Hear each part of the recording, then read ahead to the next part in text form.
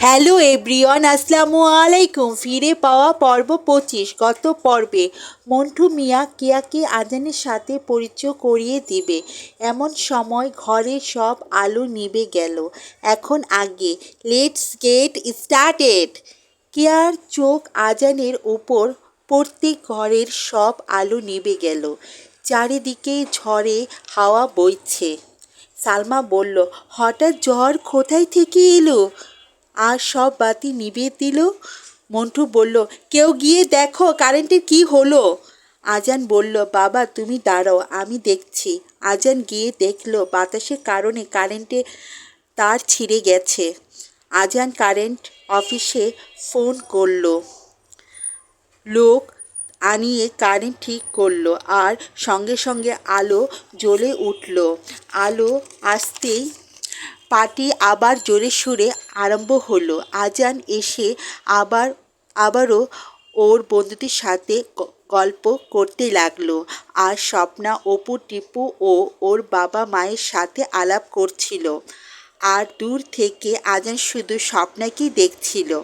এমন সময় মন্টু এসে কেয়াকে আজানের সাথে পরিচয় করিয়ে দিল। কেয়া তো প্রথম দেখাতেই আজানের প্রেমে পড়ে যায়। আকাশি রঙের পাঞ্জাবিতে আজানকে কেয়ার চোখে অনেক সুন্দর লাগছিল। কেয়া তো আজানের উপর থেকে চোখই ফিরাতে পারছে না।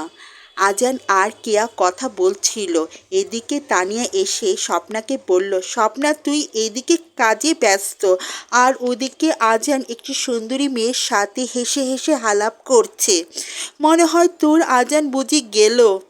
স্বপ্না বলল, আমার আজান আমাকে ছাড়া অন্য কাউকে পছন্দ করবে না। তানিয়া বলল, এত বিশ্বাস? ছেলেদের এত বিশ্বাস করতে নেই। স্বপ্না বলল, ভালোবাসার ওপর নামই তো বিশ্বাস। আর আমি আজানকে আমার নিজের চাইতেও বেশি বিশ্বাস করি। আর আজান আমার বিশ্বাস কখনো ভাঙবে না। আর অপর দিকে আজান কেয়ার সাথে কথা বলছিল আর বারবার স্বপ্নার দিকে তাকাচ্ছিল, যা কেয়ার একদমই ভালো লাগছিল না। এমন সময় মন্টু আর রাজ্জাক সকলকে দৃষ্টি আকর্ষণ করে বলল, আজ আমাদের এই জন্মদিনে আপনারা এসেছেন, আমরা সত্যি আনন্দিত। রাজ্জাক স্বপ্না আর আজানকে ওদের কাছে ডাকলো আর মন্টু অপু ও টিপুকে কেক আনতে বলল। অপু টিপু কেক নিয়ে আসলো। আজান দেখলো দুইটি কেক। একটা কেকে স্বপ্না নাম লেখা আর আরেকটি কেকে আজান আর স্বপ্নার নাম লেখা। আজান স্বপ্নার কাছে গিয়ে বলল, স্বপ্না আজ তোমার জন্মদিন, কিন্তু একটা কেকে আমার নাম আর তোমার নাম লেখা, ব্যাপারটা কি? স্বপ্না বলল, আমিও তো তাই ভাবছি। এমন সময় আজানের বাবা মা আর স্বপ্নার বাবা মা ও অপু টিপু ওদের পাশে এসে দাঁড়ালো।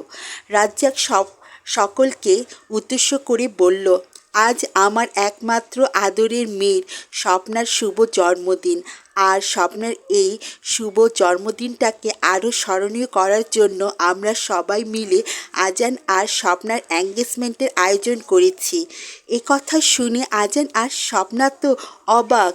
সবাই ওদের এঙ্গেজমেন্টের কথা শুনে খুশি হয়ে হাতে তালি দিচ্ছে।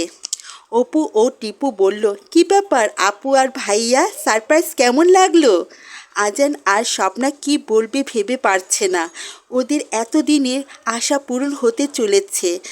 ওরা অনেক খুশি। তানিয়া ও আজানের বন্ধুরাও এসে ওদের শুভেচ্ছা জানালো। স্বপ্না বলল, তোরা আগে থেকে জানতি? তানিয়া বলল, হ্যাঁ, আন্টি আমাদের আগে থেকেই সব বলেছিল, কিন্তু তোদেরকে বলতে বারণ করেছিল, কারণ এটা তোদের জন্য সারপ্রাইজ ছিল।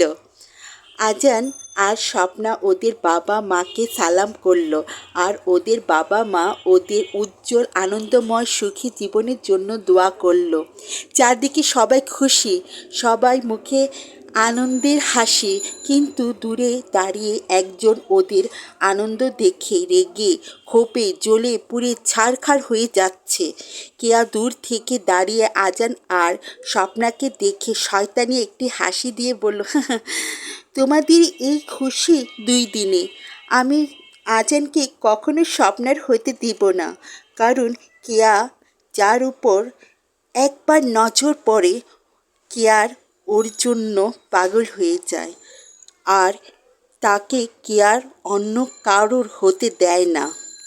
আজ থেকে আজান স্বপ্নার নয়, আজ থেকে আজান শুধু কেয়ার। আজ আমার গল্প আমি এখানে শেষ করছি। যদি আপনাদের কাছে আমার গল্প ভালো লাগে তাহলে লাইক, কমেন্ট, শেয়ার ও সাবস্ক্রাইব করবেন। অবশ্যই অল বেল বাটনে ক্লিক করবেন যাতে আমার ভিডিও সবার আগে আপনাদের কাছে পৌঁছে যায়। আর যদি ভিডিও ভালো লাগে তাহলে কমেন্টের মাধ্যমে আমাকে জানাবেন। ঠিক আছে? আসসালামু আলাইকুম, বাই বাই, টাটা।